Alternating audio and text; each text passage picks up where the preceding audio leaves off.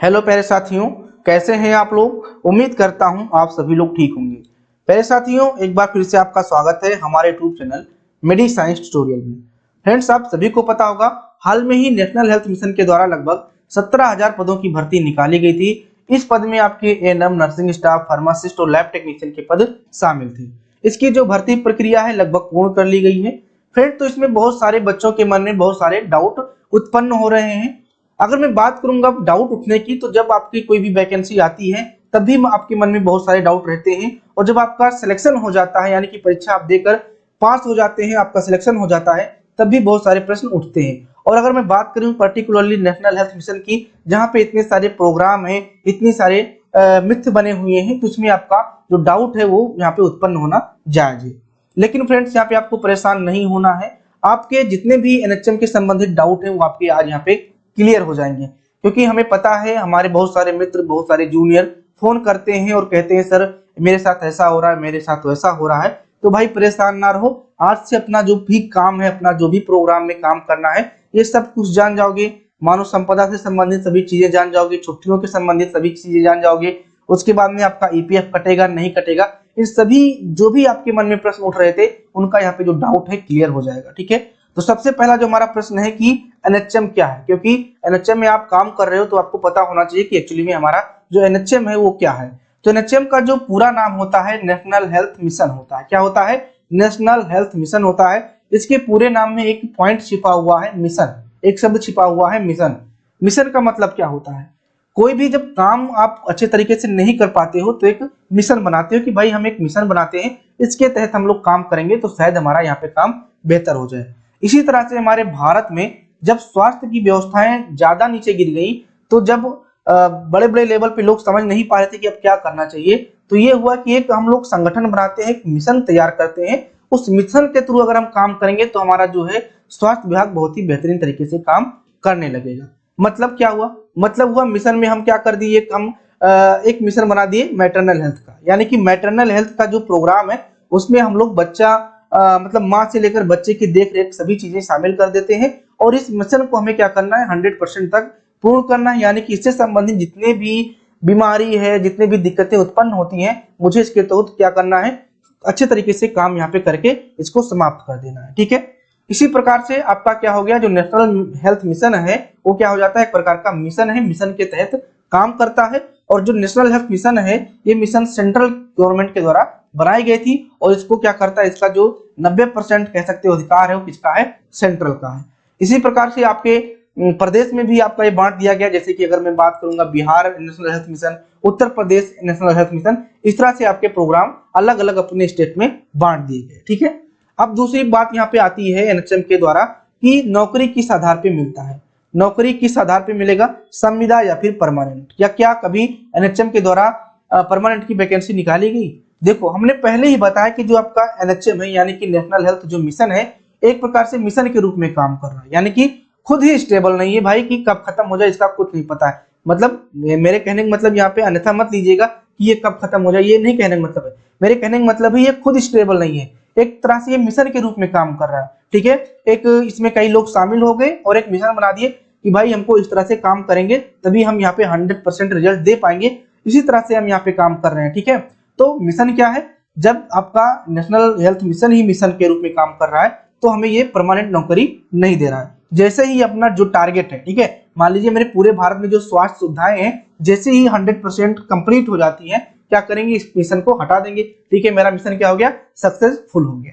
इस बात को आपको अच्छे तरीके से समझ लेना है। तो जो एनएचएम में नौकरियां मिलेंगी, क्या मिलेंगी, संविदा के आधार पे नौकरी मिलेंगी। बहुत बड़े बड़े पद को छोड़ के, यानी कि महानिदेशक वगैरह को छोड़ के जितने भी आपके एनएचएम के द्वारा पोस्ट निकलेंगी, वैकेंसी निकलेंगी, संविदा के आधार पे ही आपकी वैकेंसी निकलेंगी। चाहे आप जिला लेवल पे बात करें, चाहे आप डैम की बात करें, चाहे आप यहाँ पे, ठीक है, बीपीएम की बात करें, बीपीएम, ठीक है, डैम की बात करें, ठीक है, और उसके बाद में अगर आप ब्लॉक लेवल पे बात करें बैम वगैरह की, तो ये सब संविदा के आधार पे पोस्टिंग इनकी होती है, संविदा के आधार पे इनको वेतनमान मिलता है। ठीक है, दूसरा एनएचएम से संबंधित प्रश्न ये बन रहा है कि एनएचएम में अलग अलग प्रोग्राम क्यों, यानी कि अलग अलग प्रोग्राम बनाने की क्या जरूरत हुई। जैसे अगर आपके उत्तर प्रदेश में कोई वैकेंसी निकलती है तो सीधा निकाल दिया गया, ठीक है, लैब टेक्नीशियन की इतनी वैकेंसी निकाली गई है। लेकिन जब आपके नेशनल हेल्थ मिशन के द्वारा वैकेंसी निकलती है तो अलग अलग प्रोग्राम देते हैं, ठीक है, कि इस प्रोग्राम में इतनी वैकेंसी है, इस प्रोग्राम में इतनी वैकेंसी है।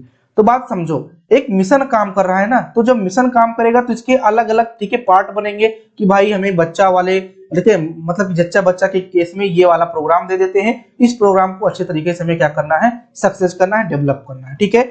अगर मैं बात करूं, हाल में ही आपका एक प्रोग्राम आया पीएम अभीम, ठीक है, क्या आया आपका पीएम अभीम। तो भाई कुछ दिन पहले तो आपका पीएम अभीम नहीं था, ठीक है, 4 5 6 7 साल पहले तो आपका पीएम अभीम नहीं था, जल्द में ही आपका ये पीएम अभीम आया है, ठीक है। तो आपको पता होना चाहिए कि जब आपके भारत सरकार के द्वारा, ठीक है, एक प्रोग्राम चलाया गया आयुष्मान भारत, ठीक है, आयुष्मान भारत के तहत एक कार्ड बनाया जाने लगा और इसमें फ्री लोगों को इलाज दिया जाने लगेगा, ठीक है।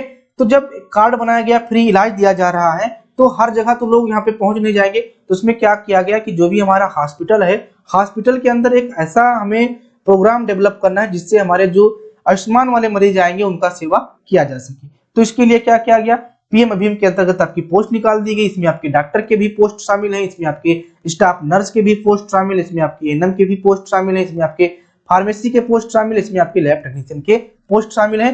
जब भी कोई आयुष्मान का मतलब कि आयुष्मान कार्ड लेकर कोई भी मरीज दवा कराने आएगा, वो भर्ती होगा, तो ये सब लोग मिलकर क्या करेंगे, इनका इलाज करेंगे और इनको क्या करेंगे, 100% इनकी, ठीक है, स्वास्थ्य सेवा पे योगदान अपना देंगे। तो आपको समझ में आ गया होगा कि अलग अलग समय पे, ठीक है, अलग अलग प्रोग्राम निकाले जाते हैं स्वास्थ्य सेवाओं को देखते हुए कि कहाँ पे गिरावट है, कहाँ पे चढ़ावट है, इन सबको देखते हुए हमारी अलग अलग प्रोग्राम बनाई जाती है और उस प्रोग्राम को 100%, ठीक है, सक्सेस करने के लिए, पूर्ण करने के लिए क्या की जाती है, इसमें वैकेंसी निकाली जाती है, ठीक है, लोगों को एम्प्लॉय के रूप में यहाँ पे लिया जाता है ताकि हमारा जो मिशन है अच्छे तरीके से क्या हो जाए, सक्सेस हो जाए। इतनी बात आपको समझ में आ गई होगी कि एक्चुअली में एनएचएम है क्या, और एनएचएम के जो नौकरियां मिलती हैं लगभग आपकी 90% आपकी जो है वो संविदा के आधार पर नौकरियां मिलती हैं, 90 क्या 95 से एवं प्रकार की जो, ठीक है, नौकरियां हैं आपकी संविदा के आधार पर मिलती हैं, ठीक है। एनएचएम में अलग अलग प्रोग्राम क्यों होते हैं, क्योंकि जहां पे कमियां देखी जाती हैं उसको एक तरह से प्रोग्राम डेवलप किया जाता है और उसको 100% सक्सेस, ठीक है, रेट करने के लिए हमें अलग अलग प्रकार के एम्प्लॉय की जरूरत होती है। इतनी बात आपको समझ में आ गई। अब अगला जो प्रश्न यहाँ पे बनता है नेशनल हेल्थ मिशन के द्वारा, जो कि हाल में ही जब 17,000 की वैकेंसी निकली तो इसमें अलग अलग प्रकार के, ठीक है, कह सकते हो प्रोग्राम दिया गया, उसमें अलग अलग प्रकार की पोस्टिंग निकाली गई। तो बच्चों के मन में सबसे पहला प्रश्न यह उठता था कि इस प्रोग्राम में क्या काम करना होगा, इस प्रोग्राम में क्या काम है, इस प्रोग्राम में क्या काम है, इसमें सैलरी ज्यादा क्यों, इसमें कम क्यों है। ऐसे बहुत सारे प्रश्न बच्चों के मन में उठ रहे थे। बहुत सारे बच्चों के मन में धीरे धीरे पॉइंट क्लियर हुआ और बहुत सारे बच्चों के मन में अभी भी क्लियर नहीं हो पाया है। तो आज यहाँ पे आपका क्लियर हो जाएगा किस प्रोग्राम में क्या काम है और आपकी पोस्टिंग कहाँ पे होगी, ये भी आप यहाँ पे जान लेना, ठीक है। देखो सबसे पहला आपका क्या है, एनयूएचएम, ठीक है, एनएचएम के अंतर्गत एक प्रोग्राम आता है एनयूएचएम। इसका फुल फॉर्म क्या हो जाता है, नेशनल, क्या हो जाता है आपका, नेशनल अर्बन, ठीक है, क्या हो जाता है आपका, नेशनल अर्बन, ठीक है, हेल्थ, ठीक है, मिशन, क्या हो जाता है आपका, नेशनल अर्बन हेल्थ मिशन। तो अर्बन का मतलब क्या हो जाता है, शहरी हो जाता है, क्या हो जाता है भाई साहब, शहरी।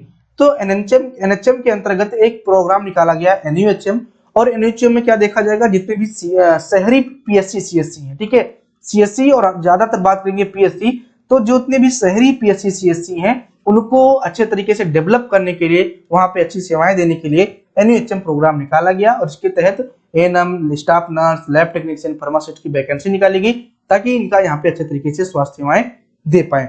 तो एनयूएचएम की पोस्टिंग कहाँ पे होगी, तो जितने भी आपके शहरी सीएससी पीएससी होंगे भाई वहां पे आपका यहाँ पे, ठीक है, आपका पोस्टिंग यहाँ पे होने वाला है। दूसरा जो पॉइंट आता है डीएसएच, ठीक है, डीएसएच का फुल फॉर्म होता है वैसे डिस्ट्रिक्ट, ठीक है, डिस्ट्रिक्ट हेल्थ सोसाइटी। और जो डिस्ट्रिक्ट हेल्थ सोसाइटी होता है ये आपकी जो पोस्टिंग है, जो आपके मेमोरियल हॉस्पिटल होते हैं, संयुक्त हॉस्पिटल होते हैं आपके डिस्ट्रिक्ट में, वहां पे आपकी पोस्टिंग की जाती है, ठीक है। तो डीएसएच में आपकी जो पोस्टिंग होगी मेमोरियल और संयुक्त में होगी, ये आपको यहाँ पे ध्यान में रखना है। वहां पे आपको अलग अलग पोस्ट के अनुसार अपना सेवा यहाँ पे देना है। सी नंबर का पॉइंट बहुत इंपॉर्टेंट है, मैटरनल हेल्थ। मैटरनल हेल्थ भाई कहाँ पे पोस्ट होगा, क्या काम होगा, तो मैटरनल हेल्थ में क्या होगा आपको, ठीक है, बच्चा पैदा कराने से लेकर, ठीक है, बच्चा पैदा कराने से लेकर इसका देखभाल यानी कि टीकाकरण वगैरह तक जितने भी आपके सिस्टम बने हैं आपके मैटरनल हेल्थ में आपको करना होगा। यानी कि जब भी गर्भधारण हुआ, गर्भधारण से लेकर जो भी माँ के अंदर टीका लगेगा, उसके बाद में डिलीवरी हो गई, उसके बाद में जो बच्चा हुआ है उसको टीका मतलब कि कितने समय पे कितना टीका देना है, ये सब जितने पॉइंट है आपके किस में आते हैं, आपके मैटरनल हेल्थ में आते हैं। और मैटरनल हेल्थ की जो पोस्टिंग होती है, चाहे वो एनएम हो, चाहे वो लैब टेक्नीशियन हो, चाहे वो फार्मासिस्ट हो, ये ज्यादातर आपके सभी जगह पे हो सकती है। यानी कि आपके संयुक्त अस्पताल में भी, यानी कि जो आपका डिस्ट्रिक्ट हॉस्पिटल है वहां पे भी मैटरनल हेल्थ होगा, जो आपका मेमोरियल हॉस्पिटल होगा वहां पे भी आपका मैटरनल हेल्थ होगा, जो आपका सीएचसी होगा वहां पे भी मैटरनल हेल्थ होगा, जो आपके पीएससी है वहां पे भी आपके मैटरनल हेल्थ होंगे। एक बात यहाँ पे ध्यान रखना, जब आपके इस समय यानी कि 17,000 वाले वैकेंसी में जो मैटरनल हेल्थ की पोस्टिंग हुई है, ज्यादातर लोगों की पीएससी पे पोस्टिंग हुई है। ठीक है, मैं बात करूंगा 75 से 80% के लोग जो हैं उनकी जो पोस्टिंग है पीएससी पे हुई है। क्यों हुई है? आप कहोगे कि सर हमको तो डिस्ट्रिक्ट भी दे सकते थे, मुझे तो सीएससी दे सकते थे।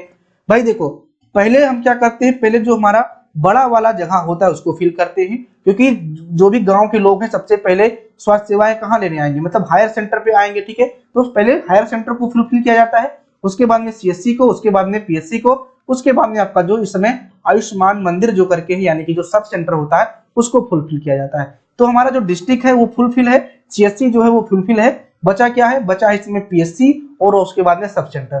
तो इस समय क्या किया जा रहा है, जितनी भी वैकेंसी निकल रही है मैटरनल हेल्थ प्रोग्राम के अंतर्गत उनको ज्यादातर पीएससी दिया जा रहा है, और उसके बाद में अगर पीएससी भी नहीं मिल रहा है तो उनका जो सब सेंटर है वहां पे इनकी पोस्टिंग टीकाकरण वगैरह के लिए लगाई जा रही है। ये बात आपको समझ में आ गई। अब अगला प्रोग्राम आ जाता है क्या, कम्युनिटी प्रोसेस। कम्युनिटी प्रोसेस जो प्रोग्राम है भाई साहब, कम्युनिटी यानी कि कह सकते हो समाज को लेकर चल रहा है। ठीक है, तो जो कम्युनिटी प्रोसेस है ये बहुत लंबे दिनों से चला आ रहा प्रोग्राम है, और इसमें पहले जो पोस्टिंग होती थी किसकी होती थी, सीएचओ लोगों की होती थी, यानी कि जो आपकी कम्युनिटी हेल्थ ऑफिसर होती थी उनका जो पोस्टिंग है कम्युनिटी प्रोसेस के द्वारा होता था। इस समय लैब टेक्नीशियन, उसके बाद में आपके एएनएम और स्टाफ नर्स वगैरह का भी यहाँ पे ठीक है पोस्टिंग कर दिया गया है, प्रोग्राम में इनको शामिल कर लिया गया है। तो जो कम्युनिटी प्रोसेस है इनकी जो पोस्टिंग एक्चुअली में होनी थी वो आपकी सब सेंटर पे होनी थी। कहाँ पे? सब सेंटर पे होनी थी, लेकिन बहुत सारे बच्चे कहाँ पे हैं, पीएससी पे हैं। तो भाई एक बात आप जान लो, ठीक है, कहाँ पे है, पीएससी पे है। एक बात आप कान खोल के सुन लेना, जितने भी प्राइमरी हेल्थ सेंटर हैं वो इस समय क्या हो गए हैं, as a sub centre work करें, यानी कि प्राथमिक स्वास्थ्य केंद्र भी है और आपका सब सेंटर भी है, दोनों एक में ही मर्ज कर दिए गए हैं। तो कोई भी स्टूडेंट या फिर कोई भी कर्मचारी ये नहीं कहेगा कि मेरी पोस्टिंग जो है सब सेंटर पे, यानी कि हमारा जो पोस्टिंग है वो आयुष्मान मंदिर के मतलब कि वहां पे होना है, आप हमें यहाँ पे क्यों कर दी हो। तो ध्यान रखना, जितने भी पीएससी हैं सब सेंटर से अटैच हो चुके हैं, तो आपकी जो पोस्टिंग है अगर सब सेंटर पे है तो ठीक है, अगर आपकी पोस्टिंग पीएससी पे है तब भी आपकी ठीक है। तो कम्युनिटी प्रोसेस की जो पोस्टिंग है वो आपकी पीएससी से लेकर सब सेंटर तक होती है। अगला जो प्रोग्राम है आपका आरबीएसके। आरबीएसके क्या होता है, राष्ट्रीय बाल स्वास्थ्य कार्यक्रम। क्या होता है आपका, राष्ट्रीय बाल स्वास्थ्य कार्यक्रम, यानी कि जो भी बच्चे पैदा हुए, बड़ा हुए, ठीक है, बड़ा होने का मतलब क्या हुआ, वो धीरे धीरे अपना डेवलपमेंट जो करते हैं, इस पूरे डेवलपमेंट की जो देखभाल है कौन करता है, आपका आरबीएसके का टीम करता है। ठीक है, यानी कि बच्चा हुआ, बच्चे में एनीमिया है या फिर बच्चे के कोई अंग में कमी है या फिर स्कूल जा रहा है तो उसकी आंखों में कोई दिक्कत है और समय समय पे उनकी जो जांचें हो रही हैं वो सब कौन देखता है, वो आपका आरबीएसके की टीम देखती है। बात आपको ध्यान में रखना है। सॉरी बच्चों, तो जो आपका आरबीएसके प्रोग्राम है, इस प्रोग्राम में कह सकते हो एक चलती फिरती प्रोग्राम होती है।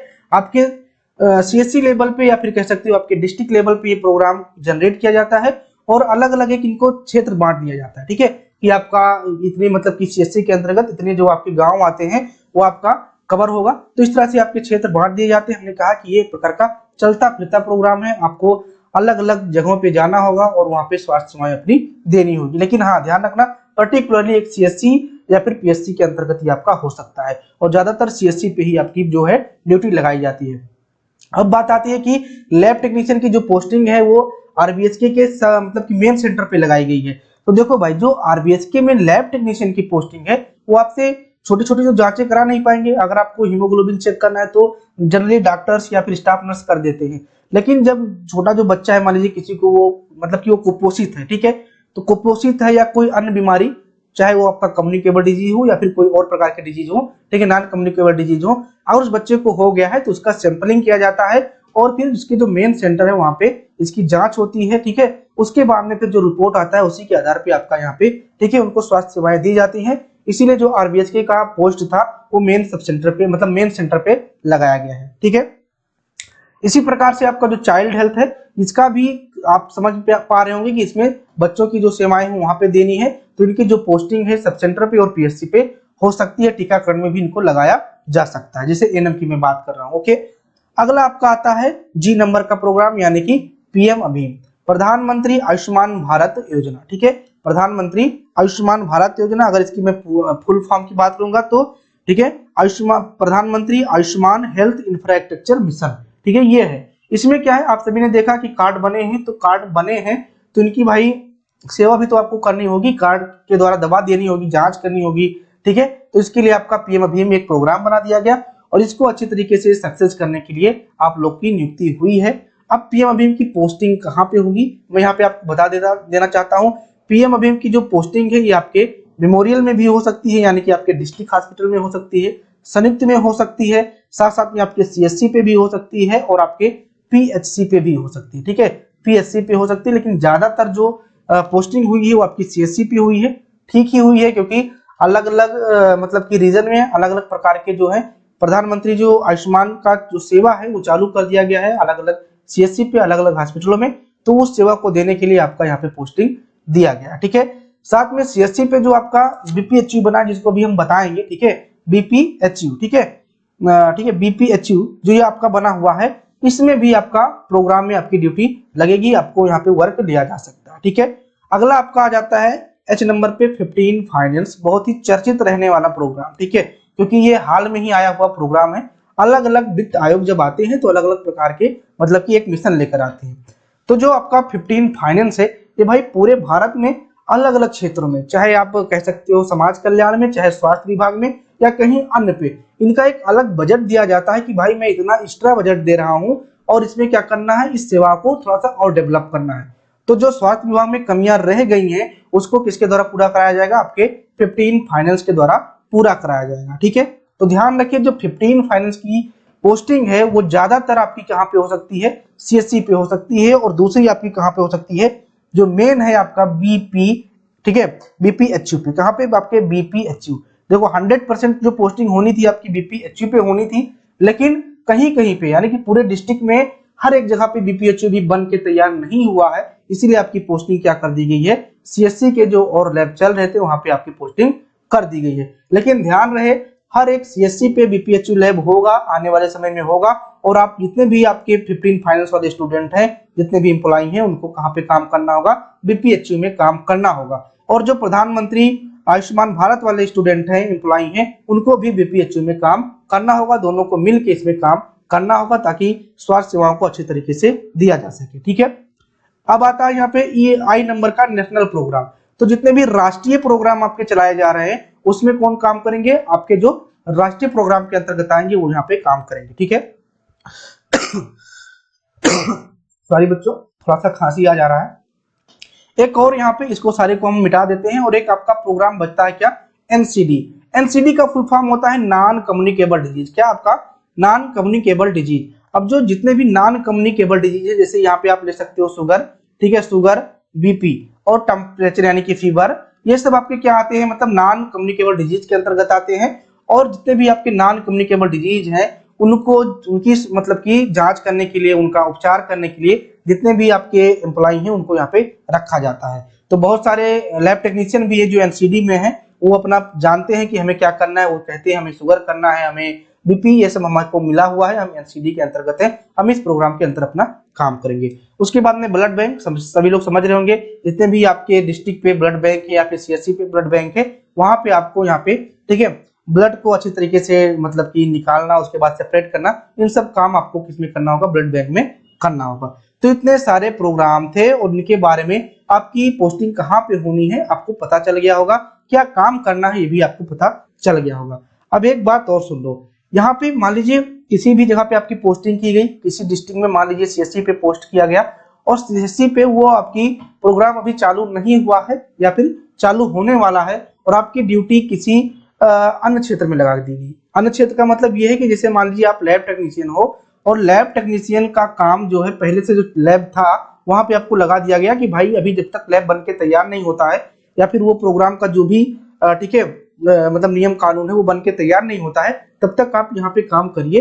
तो आपको कर लेना चाहिए, उसमें कोई भी दिक्कत नहीं होनी चाहिए। लेकिन बस ध्यान रहे कि आप लैब टेक्नीशियन हो तो आप लैब से संबंधित ही काम करना, ना कि जाके आप फार्मेसी का काम संभालोगे या फिर आप मतलब कि स्टाफ नर्स का काम संभाल लो, जाके टीकाकरण करने लगो। ये आपको नहीं करना है। आपको क्या करना है, आप जितने भी लैब के संबंधित कार्य हैं उसको आप यहाँ पे कर सकते हो, जब तक कि आपका प्रोग्राम अभी डेवलप नहीं हो जाता है। इसमें कोई भी सीनियर से या फिर कोई भी अधिकारी से लड़ाई झगड़ा करने की जरूरत नहीं है। जैसे कि एमसीडी वाले बच्चे होते हैं तो ये नॉन कम्युनिकेबल डिजीज में आते हैं, लेकिन ये जो काम है वो जो एक लैब बना होता है आपकी सीएससी पीएससी या फिर कह सकते हो डिस्ट्रिक्ट पे, उसी में काम करते हैं। वो ये नहीं देखते हैं कि नॉन कम्युनिकेबल डिजीज क्या है, क्योंकि 2 ही 3 आपकी बीमारियां हैं जो नॉन कम्युनिकेबल डिजीज में आ रही है, उन्हीं का आपको जांच करना है। तो क्या होता है कि अगर अगला बंदा जो है अपना सीनियर या फिर आपके बराबर का लैब टेक्नीशियन और ज्यादा काम आपसे ज्यादा मेहनत कर रहा है तो आप उसका मदद यहाँ पे कर सकते हो। ठीक है, इतनी बात आपको समझ में आ गई होगी। ओके, चलो भाई अगला प्रश्न देखते हैं हम लोग का क्या है, जो कि आप लोग के मन में रहता है। वो आपका है भाई बीपीएचयू क्या है। ठीक है, बीपीएचयू क्या है, यहाँ क्या और कौन काम करेगा, यानी कि यहाँ पे क्या काम होगा और कौन काम करेगा, इसके बारे में आपको अच्छे तरीके से समझना है।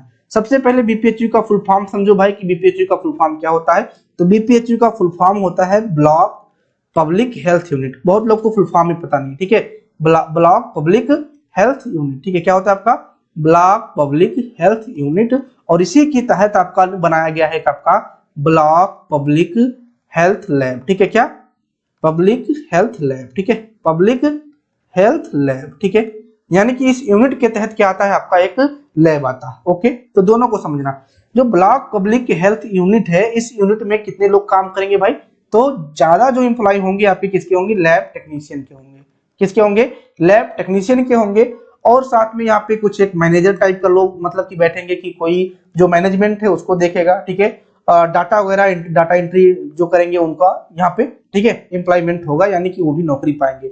तो जो मेन यहाँ पे फोकस है किसके लिए है, लैब टेक्नीशियन के लिए, यानी कि ब्लॉक पब्लिक हेल्थ लैब संचालित हो रहा है और इसमें आपको क्या करना है, काम करना है।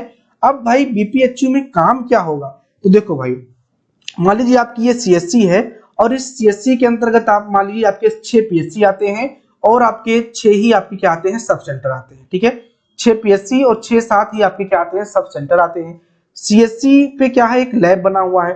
ठीक है, अब लैब बना हुआ है तो पीएससी और सब सेंटर के लैब जितने मतलब कि जितने भी सैंपल वगैरह आ रहे थे वो ये कवर नहीं कर पा रहे थे। तो सरकार ने क्या काम किया, सरकार ने काम किया कि एक हम क्या कर देते हैं, ब्लॉक पब्लिक हेल्थ यूनिट बनाते हैं और उस यूनिट के अंतर्गत एक लैब बनाते हैं और इस लैब में जितने भी पीएससी सीएससी सब सेंटर के सैंपल होंगे, ठीक है, जितने भी सैंपल होंगे उन सैंपल को लाके इसी बीपीएमयू ठीक है बीपीएचयू में रखा जाएगा और बीपीएचयू में जो लैब टेक्नीशियन हमारे हैं वो उनका मतलब जांच करेंगे और जांच करके फिर अपनी जो रिपोर्टिंग है वहां तक पहुंचा देंगे। तो इससे क्या फायदा होगा, इससे फायदा भाई साहब ये होगा कि जो हमारे सब सेंटर है पीएससीज है जहाँ पे अच्छे तरीके से जांच नहीं हो पाती थी वहां पे क्या हो जाएगा, बीपीएचयू पे आके अपना वो जांच करा सकते हैं। इसमें लगभग आपके 78 या इसी के आसपास आपकी जो जांचें हैं वो रखी गई हैं। इतनी प्रकार की आपकी जांचें यहाँ पे हो सकती हैं।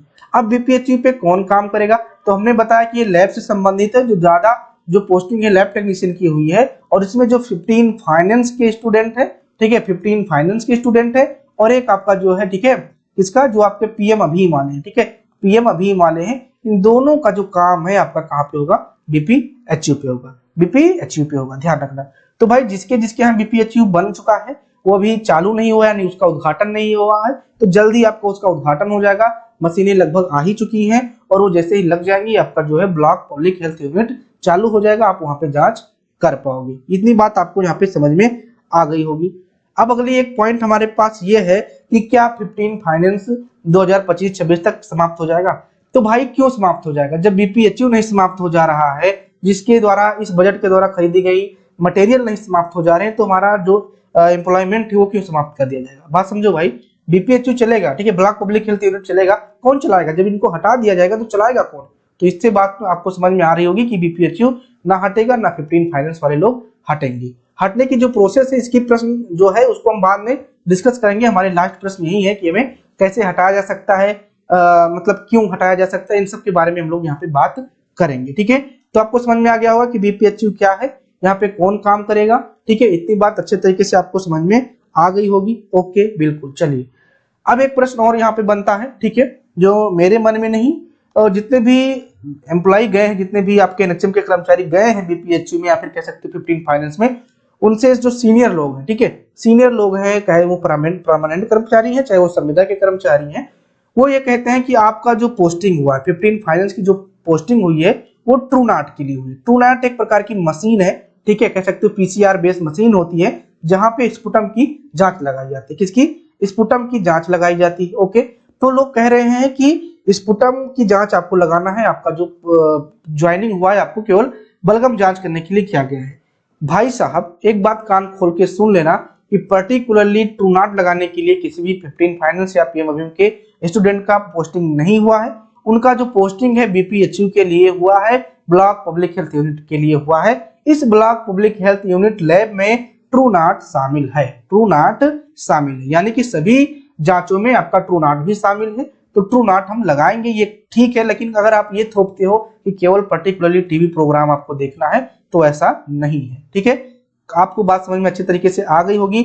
अगर कोई कहता है कि आपका जो पोस्टिंग है ट्रू नाट के लिए लगाई गई है, तो आप ये कह देना सर हमारी पोस्टिंग ट्रू नाट के लिए नहीं लगाई गई है, लेकिन मैं ये मानता हूं कि बीपीएचयू के थ्रू ट्रू नाट मशीन मिलेगा तो ट्रू नाट हमें को चलाना है, हम चला सकते हैं। लेकिन आप अगर थोपते हो कि टीवी प्रोग्राम आपको देखना है तो नहीं देखना, ये बात आपको ध्यान में रखना है। बिल्कुल लड़ाई झगड़ा नहीं करना है, आपको अच्छे से व्यवहार बना के अपना काम करना है, ये बात भी ध्यान रखिएगा। ठीक है, लेकिन कोई इस तरह से कहेगा कि आपको यही करना है, ये वो, तो ऐसा आपको ध्यान में रखना है कि आपको बीपीएचयू देखना है। बीपीएचयू में ट्रू नाट है, सीबीसी है, ठीक है, ईएसआर है, इलेक्ट्रोलाइट है, सबको देखना है, तो हम ट्रू नाट को भी देख रहे हैं, क्या दिक्कत है? बात समझ में आ गई भाई साहब? कोई दिक्कत नहीं होगी, ये बात आपको समझ में आ गया होगा। ठीक है, तो मतलब 15 फाइनेंस वालों को जितने भी डाउट थे हमें लग रहा है उनका क्लियर हो गया होगा। ओके, चलिए आगे बढ़ते हैं। ठीक है, अगला जो हमारा प्रश्न बनता है 4 नंबर का प्रश्न है, मानव संपदा क्या है और नौकरी से इसका संबंध क्या है? देखो पहले भाई जो नौकरियां थी वो बहुत फर्जीवाड़े होती थी। मतलब क्या था फर्जीवाड़ा का? मतलब आपको जो नौकरी मिली वो भी बिना डिग्री के मिला, ठीक है, बिना डिग्री के मिला। उसके बाद में आप आ रहे हो नहीं आ रहे हो इसका भी सरकार को पता नहीं चल पाता था। आपकी सैलरी में बढ़ोतरी हो रही है नहीं हो रही ये भी पता नहीं चल पाता था।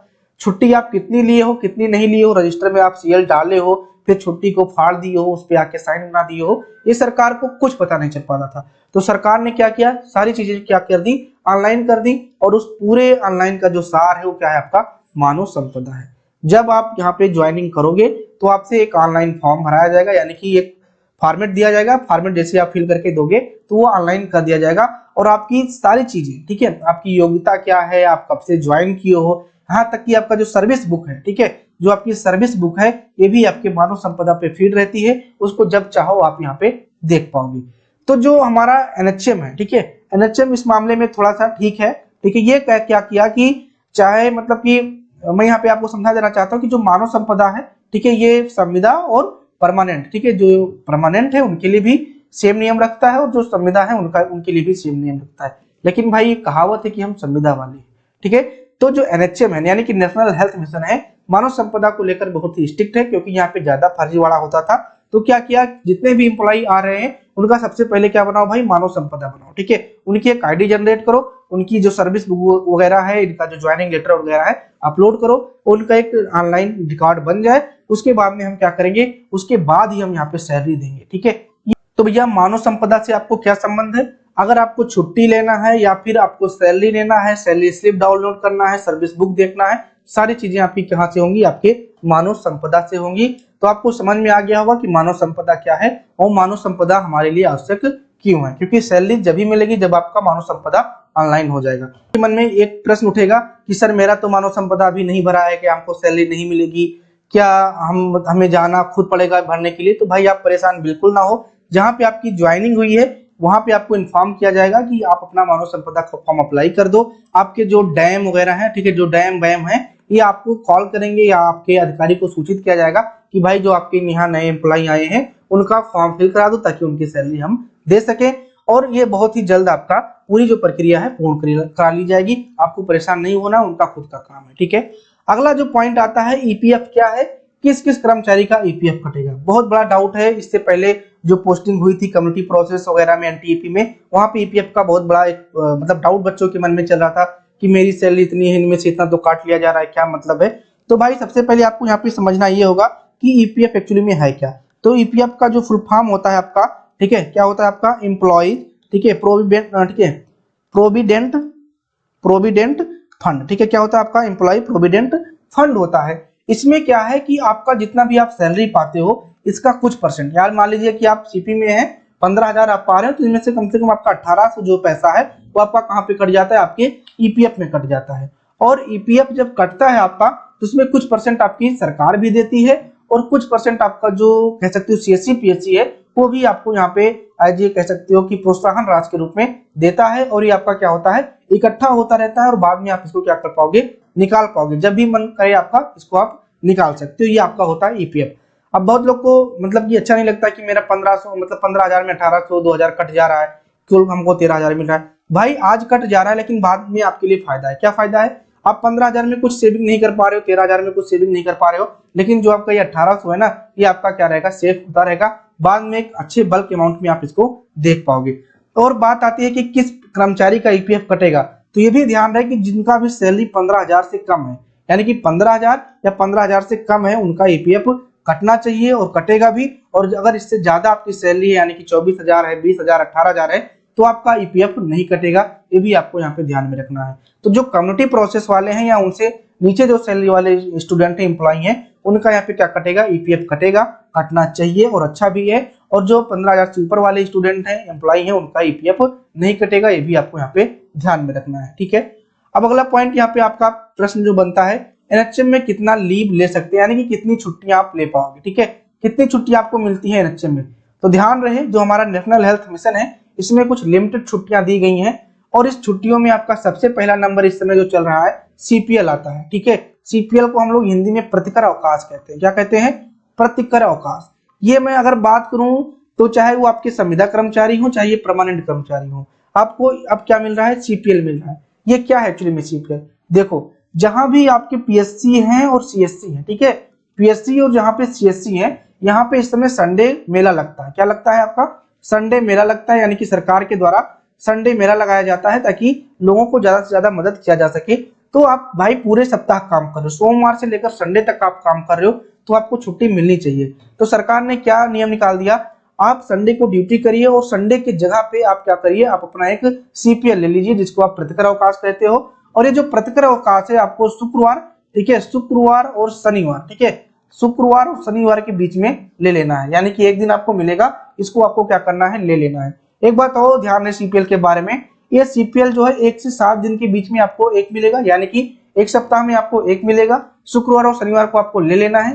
अगर आप इस सीपीएल को नहीं लेते हो, पूरे सप्ताह काम करते हो, तो आपका जो सीपीएल है लैप्स हो जाएगा, यानी कि आपको दूसरी जो छुट्टी है, यानी कि ये सोचते हो कि आज मैं पूरे हफ्ते काम कर लेता हूं, अगले सप्ताह में मैं 2 छुट्टी ले लूंगा सीपीएल के रूप में, तो आप ये ले नहीं पाओगे। ध्यान रहे जो सीपीएल होता है पूरे सप्ताह में केवल एक मिलता है, शुक्रवार और शनिवार का नियम है। अगर कोई भी सीनियर कर्मचारी आपसे कह रहा है कि नहीं भाई मुझे शुक्रवार शनिवार को नहीं आना है, आप सोमवार को ले लो, ठीक है, तो ध्यान रहे ज्यादा केसेस में आप शुक्रवार शनिवार को ही लीजिए। लड़ाई झगड़ा हमने फिर से कहा कि आपको अभी नए हो नहीं करनी है, ठीक है, लेकिन नियम है शुक्रवार शनिवार का। अगर आपसे प्यार से कहता है कि आप सोमवार मंगलवार में ले लो, तो जो भी आपके अधीक्षक साहब है, एमआईसीज है, इनका अगर ठीक है संबंध अच्छा है तो आप वहां पे सोमवार मंगलवार में भी ले सकते हो, ठीक है। अगली बात आती है सीएल क्या होता है, तो भाई जो सीएल है आपका एक कैजुअल लीव होता है, ठीक है, कैजुअल लीव यानी कि आकस्मिक अवकाश। अब मान लीजिए कोई दिक्कत आपको हो गई, मम्मी पापा बीमार हैं, ठीक है, पत्नी बीमार है, भाई बीमार है, या कोई और आवश्यक कार्य पड़ गया है, तो आप क्या ले सकते हो, वहां पे सीएल ले सकते हो। सीएल पूरे साल में, ठीक है, पूरे वर्ष में आपको कितना मिलता है, पूरे वर्ष में आपको 14 सीएल मिलता है। कितना, 14 सीएल मिलता है। सीएल को आप लगातार 3 दिन ले सकते हो, ठीक है, लगातार 3 दिन, ठीक है, लगातार आप 3 दिन ले सकते हो। 3 दिन से अधिक आप सीएल को नहीं ले पाओगे, ध्यान रहे, ठीक है। सीएल का जो नियम है कितना, साल में 14 सीएल मिलेगा। इस 14 सीएल में लगातार आप 3 सीएल को ले सकते हो एमओसी के अप्रूवल के द्वारा। और ध्यान रहे जितने भी सीपीएल को छोड़कर जितने भी आप लीव अप्लाई करोगे, ठीक है, वो कहां पे करोगे, ऑनलाइन मानव संपदा पे करोगे। कहां पे, आप मानव संपदा पे करोगे तो आप सिक्योर रहोगे। कोई भी ऊपर से अधिकारी आता है, अगर आप एप्लीकेशन के माध्यम से अपना लीव स्वीकार कराए हो, तो भाई साहब वो उसको हटा सकता है, क्योंकि एनएचएम में मानव संपदा बहुत ही अच्छे से काम कर रहा है। जो लीव वगैरह है वहीं से लोग ले रहे हैं, वही अथॉराइज्ड लीव माना जा रहा है। लेकिन आप कहाँ पे हो, आपका एरिया कैसा है, आपके अधीक्षक साहब कैसे हैं, इस पे डिपेंड करता है। आप पेपर वाला लीव ले सकते हो और मानव संपदा भी ले सकते हो, लेकिन अगर मैं बात करूंगा रियल में लीव कहाँ पे लेना चाहिए, तो आप मानव संपदा पे लेना। और अगर आप पेपर वगैरह देना जाना चाहते हो तो जरूर आप मानव संपदा पे अप्लाई करना, क्योंकि ये बहुत ही कह सकते हो कि अपना जो रिकॉर्ड है हमेशा के लिए रहता है। दूसरा आपका जो छुट्टी मिलता है वो आपका एमएल होता है, क्या यानी कि मेडिकल लीव आपको मिलता है। मेडिकल जो लीव होता है आपका ये 16 होता है, ठीक है, 16 दिन का मिलता है। एक वर्ष में कितना ले सकते हो, अधिकतर आप यहाँ पे 16 एमएल ले सकते हो, यानी कि मेडिकल लीव ले सकते हो। लगातार 16 लीव आप ले सकते हो, कोई दिक्कत नहीं है, लेकिन इसके लिए आपको क्या देना होगा, आपको मेडिकल देना होगा।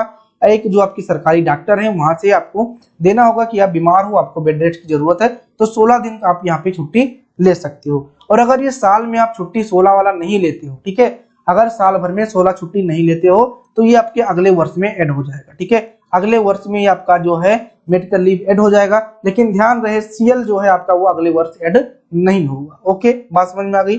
मैटरनल लीव आपका मिलता है, जितना भी आपका मैटरनल, ठीक है, मैटरनल जो होती है 9 मंथ का, ये आपको मिलता है। लेकिन एक प्रावधान ये भी है कि नए नए आप अगर हो तो ध्यान रखने की बात ये है कि आप कोशिश करो कि प्रेगनेंसी को मतलब कि ना अपनाओ 90 दिनों तक, ठीक है, 90 दिनों के बाद ही आप प्रेगनेंसी को अपनाओ, तब आपका जो है पूर्ण पक्का मैटरनल लीव माना जाएगा। वैसे इस समय दिया जा सकता है, दिया भी जा रहा है, लोग ले भी रहे हैं, लेकिन अगर नियम की बात करें तो नियम में 90 दिन अगर आपने मतलब कि नौकरी कर ली है तो आप जो मैटरनल लीव है वो आप यहाँ पे ले सकते हो। तो छुट्टी के बारे में आपको अच्छे से समझ में आ गया होगा। प्रतिकर आपको लेना है कब, शुक्रवार शनिवार में, हफ्ते में एक बार ले ही लेना है। कोई अगर आपको काम है तो अच्छे तरीके से भाई अपना काम करो, ठीक है, क्योंकि सप्ताह में जब तक आप एक छुट्टी नहीं लोगे तब तक आप अच्छे से काम नहीं कर पाओगे। सीएल आपको जो मिलेगा 14 सीएल साल में मिलेगा। अगर साल में 14 सीएल नहीं लेते हो तो आपका ये लैप्स हो जाएगा, लगातार आप केवल 3 सीएल ले सकते हो। उसके बाद में आपका मेडिकल लीव 16 मिलेगा, अगले साल ये आपका जुड़ जाएगा अगर आप इसको नहीं लेते हो, और अगर आप लेते हो तो लगातार 16 ले सकते हो। मैटरनल लीव आपको मिलेगा, लेकिन ध्यान रहे 90 दिन का जो है वो अपना जो सर्विस पीरियड है पूरा कर लिया हो तो और बेहतर होगा, ठीक है। अगला जो पॉइंट मिलता है यहाँ पे आपका 7 नंबर का, एनएचए में ट्रांसफर होगा या नहीं। देखो सभी को पता है कि एनएचए में इस समय ट्रांसफर नहीं हो रहा है, लेकिन बाद में हो सकता है या नहीं हो सकता है, ये मैं अभी आपको बता देना चाहता हूँ कि जो आपका एनएचएम का जो ट्रांसफर है इस समय रोक दिया गया है, ठीक है, कुछ दिनों से रुका है और रुका रहेगा, ठीक है, मतलब इलेक्शन वगैरह के बाद हो सकता है कि ओपन हो, लेकिन अभी तक तो रुका है, ठीक है। तो डिस्ट्रिक्ट टू डिस्ट्रिक्ट यानी कि एक डिस्ट्रिक्ट से दूसरे डिस्ट्रिक्ट में अगर आप जाना चाहते हो तो बिल्कुल आपका ट्रांसफर रुका हुआ है। और अगर आप डिस्ट्रिक्ट में ही एक प्लेस से दूसरे प्लेस में जाना चाहते हो तो ये आपके सीएमओ के ऊपर निर्भर करता है। अगर उसको आवश्यकता लग रहा है कि आपको यहाँ से यहाँ भेज दे तो वो भेज सकता है, लेकिन ये भी नियम अभी सही नहीं है, क्योंकि अगर आपको एक स्थान से दूसरे स्थान पे भी आपको अगर ट्रांसफर करना है, करवाना है, तो उसके लिए आपको राष्ट्रीय स्वास्थ्य मिशन के जो निदेशक है उनको लेटर लिखकर ये आपको देना होगा। वहां से अगर अप्रूवल मिलता है तभी आप कर पाओगे, ठीक है। तो अधिक जगह पे मतलब सीएमओ सर के माध्यम से हो जाता है, लेकिन नियम यही है कि आपका जो है वो आपके जो निदेशक है वो इसको अप्रूव करें कि हाँ इनका ट्रांसफर यहाँ से यहाँ किया जाना चाहिए कुछ कारणवश, तो आपका ट्रांसफर हो सकता है। लेकिन डिस्ट्रिक्ट टू डिस्ट्रिक्ट यानी कि जिला से लेकर जिला में आपका ट्रांसफर नहीं हो सकता है, आपको यहाँ पे ध्यान में रखना है, ठीक है। अगर कोई ट्रांसफर करता भी है, ठीक है, अगर कोई अधिकारी ट्रांसफर करता है तो उसका जिम्मेदार वो स्वयं होगा। अभी लेटर के माध्यम से आपको ये बताया गया था, आप लोगों ने भी इसका लेटर देखा होगा, ठीक है। तो बात समझ में आ गई होगी आपको, ट्रांसफर होगा, ठीक है। 9 नंबर का जो पॉइंट है, हॉस्पिटल में रहने की सुविधा एनएचएम देता है या नहीं, यानी कि जो आपका नेशनल हेल्थ मिशन है वो वहां पे जो तो जितने भी आपके आवास है, क्या आवास में आपको जगह मिलती है या मिलनी चाहिए या क्या मामला है, तो इसको समझ लीजिए। देखिए जो एनएचएम के कर्मचारी होते हैं, संविदा के कर्मचारी होते हैं, और संविदा के कर्मचारियों का कोई भी हाउस रेंट नहीं करता है, यानी कि कोई भी एचआर नहीं करता है, इसीलिए आपको कोई भी आवास नहीं दिया जाता है। ध्यान रहे कि एनएचएम एक संविदा कर्मचारी है और उनको कोई भी एचआर उनका नहीं करता, यानी कि उनके सैलरी से कोई भी एचआर नहीं करता है, इसलिए उनको कोई भी हॉस्पिटल में रहने की सुविधा नहीं दी जाती है। लेकिन मानवतावश अगर पीएचसी सीएचसी पे रूम खाली है तो वहां पे एमओआईसी और सीएमओ सर के नियमानुसार या फिर उनसे बातचीत करके आप वहां पे रह सकते हो। जैसे कि मान लीजिए कोई भी मैटरनल हेल्थ में स्टाफ नर्स की पोस्टिंग हुई है, वो वहां पे 24 घंटे की उसकी ड्यूटी है, तो ड्यूटी देने के लिए अगर आसपास में कोई ठीक है हॉस्पिटल का रूम खाली है तो वहां पे वो रह सकती है, लेकिन वो एमओआईसी सर के पूछ वगैरह यानी कि पूछताछ करके उनसे संबंध बना के उनसे अच्छे से व्यवहार करके वो रहने की सुविधा उपलब्ध करा सकते हैं, लेकिन कोई नियम नहीं है, ये आपको ध्यान में रखना है, ठीक है। इतनी बात आपको समझ में आ गई होगी। अगला जो आपका 10वें नंबर का पॉइंट है, क्या किसी भी वक्त कर्मचारी को हटाया जा सकता है, बहुत इंपॉर्टेंट पॉइंट है, ठीक है। क्या किसी भी वक्त कर्मचारी को हटाया जा सकता है? नहीं। ठीक है, तो फिर ध्यान रहे कि इसकी हटाने की जो प्रक्रिया, अगर आपने कोई गलती कर दी यानी कि अपना जो काम है वो सही तरीके से नहीं किए हो, तो उसकी जो सूचना है एमओआईसी किसको देता है? एमओआईसी आपके देगा सीएमओ सर को। सीएमओ सर क्या करेंगे? डीएसएच की मीटिंग करेंगे। ठीक है, यानी कि डिस्ट्रिक्ट हेल्थ सोसाइटी की एक मीटिंग होगी। मीटिंग में क्या निर्णय निकलता है, ये निर्णय आपके निदेशक तक जाना चाहिए। ठीक है, निदेशक तक जाना चाहिए। उसके बाद में निदेशक यानी एनएचएम ऑफिस से निकल के आएगा कि आपको निकालना है नहीं निकालना है, उसके आधार पे आपको निकाला जा सकता है अगर आपका काम में कोई गड़बड़ी मिली है तो। ये बात हो गई पहला पॉइंट। अब दूसरा, क्या किसी वक्त कर्मचारी को निकाला जा सकता है? दूसरा पॉइंट समझो। देखिए, आपका जो मतलब की नौकरी आपको जो दी गई है वो एक प्रोग्राम के तहत दी गई है। ठीक है, प्रोग्राम के तहत मान लीजिए आपका प्रोग्राम जो चल रहा था वो 100% पूरा हो गया। ठीक है, यानी कि जितनी भी उसकी अचीवमेंट थी वो पूर्ण हो गया है, तब भी आपको वहां पे निकाला जा सकता है। वो कह देंगे कि हमारा जो मतलब कि प्रोग्राम का जो भी मिशन था वो पूर्ण हो गया है, हमें अब किसी भी कर्मचारी की आवश्यकता नहीं है, हमें इस प्रोग्राम को एंड करना है, तो वहां से आपको निकाला जा सकता है। तीसरा पॉइंट ये हो सकता है कि मान लीजिए कि जो प्रोग्राम बना था एक समय उसकी बजट थी, लेकिन पता चला कि 4 साल बाद उसकी बजट ही नहीं मिल पा रही है। देखिए, इतना फंड नहीं इकट्ठा हो पा रहा है एनएचएम में, तब भी आपको वहां पे निकाला जा सकता है। 1 महीने की नोटिस आपको दी जाएगी और आपको यहाँ पे निकाला जा सकता है। एक पॉइंट और, अगर आपको एनएचएम छोड़ना है, ठीक है, अगर आपको एनएचएम छोड़ना है तो आपको क्या करना होगा? तो एनएचएम अगर आपको छोड़ना है, किसी कारण से आपकी गवर्नमेंट जॉब लग गई या फिर किसी वैसे भी कारण से आप अगर एनएचएम छोड़ रहे हो, तो 1 महीने पहले, 1 मंथ पहले आपको क्या करना होगा? नोटिस देना होगा कि सर मैं इस तारीख को अपनी जो नौकरी है वो छोड़ दूंगा। या फिर आप क्या कर सकते हो, अगर मान तत्काल आप छोड़ रहे हो, यानी कि आपको ये पता चला कि मेरी नौकरी आज लगी और कल आप नौकरी को छोड़ रहे हो, तो पिछले 1 वर्ष का पिछले 1 महीने का यानी कि 1 मंथ की जो सैलरी है आपको जमा करना होगा, और जमा करने के बाद अपनी नौकरी को आप यहाँ पे त्याग पत्र के माध्यम से दे सकते हो। ठीक है, तो इस तरह से जितने भी पॉइंट थे आपको समझ में आ गए होंगे और हमने बहुत ही अच्छे तरीके से एक्सप्लेन करने की कोशिश की है। अगर आपको इन सारे प्रश्नों में कोई डाउट लग रहा है तो आप कमेंट के माध्यम से पूछ सकते हो। अगर इसके अलावा कोई और प्रश्न है तो भी आप कमेंट के माध्यम से पूछ सकते हो, या फिर हमारा व्हाट्सएप नंबर है 9532000080, इस पे आप व्हाट्सएप मैसेज करके भी चीज को डिटेल में समझ सकते हो। हमारा जो टेलीग्राम का लिंक है ये है, इसको डिस्क्रिप्शन बॉक्स में भी दिया गया है, इसको सर्च करके भी आप ज्वाइन कर सकते हो। स्टडी मटेरियल कुछ जगह यहाँ पे आपको मिलते रहेंगे। हमारा इंस्टा आईडी है मनी तिवारी 123, यहाँ पे आप हमें फॉलो कर सकते हो। कोई डाउट वगैरह है तो मैसेज करके माध्यम से आप इसको पूछ सकते हो। आपको ये वीडियो कैसा लगा है, आपको ये जो जितने भी मैंने चीजें एक्सप्लेन की आपको अच्छे तरीके से समझ में आ गए हैं, तो इसको लाइक कर दीजिएगा।